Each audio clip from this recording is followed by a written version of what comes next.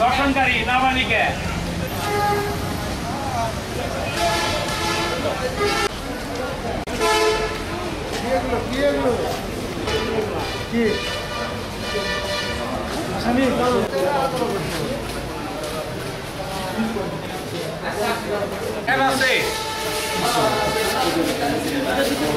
চারদিকে মেয়ের মা বাবা আর ওর এলাকাবাসী দেশে যারা আছে তারা আমার কাছে আসছে আইসা খুব কান্নাকাটি কী হয়েছে বলো মেয়ে তো কথাই বলতে পারে না মাও কান্নাকাটি তখন বললো যে আমার এই মেয়েকে হাত পা বেঁধে মুখ ও না দিয়ে বেঁধে দর্শন করছে সে ছেলে কোথায় বললো যে ম্যানেজারের কাছে আছে আমি গেলাম গিয়ে দেখি ম্যানেজারের কাছে ছেলে নেই